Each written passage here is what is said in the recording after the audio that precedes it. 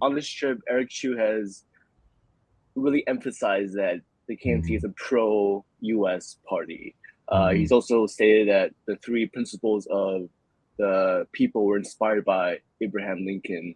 Do you think that's true that the KMT is a pro-U.S. party, and will the KMT succeed in shedding their pro-China label?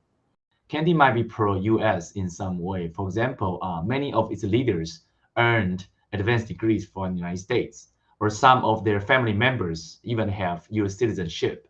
But other than that, I really don't see the KMT is a pro-US at a satisfactory level. As I observed from my own research, many KMT supporters do not agree that Taiwan and the US should get closer to accomplishing common goals, compared with they think Taiwan and China should get closer. I think one primary reason why KMT became a party deeply suspicious of US Taiwan policy is twofold. Number one, too many KMT members who are business persons making money in China. The other one is that some supporters are empathetic with China because of their national identity. Eric Chu, in his Brookings Institute speech, he talked about how the 1992 consensus was a non-consensus consensus. What did Eric Chu mean by that?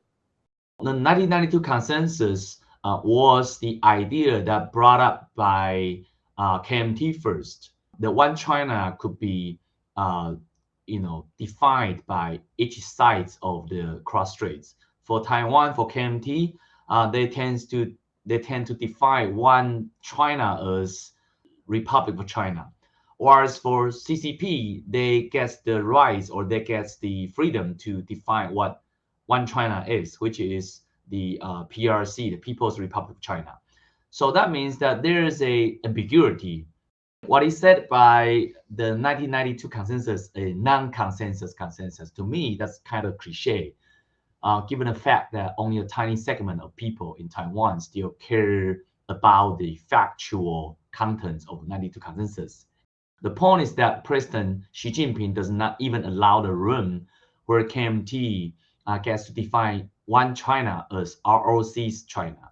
For Xi Jinping, 92 consensus is equivalent to one country, two systems, period.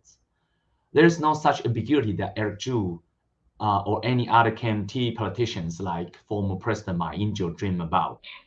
So you said that the KMT's popularity is falling and their approval ratings are falling. What can they do to get their approval ratings back up? If they still want to take side with China, that's fine.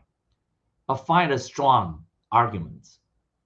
What that to me is they demand strongly China's democratization, okay, and no other compromise plan, no other alternative options.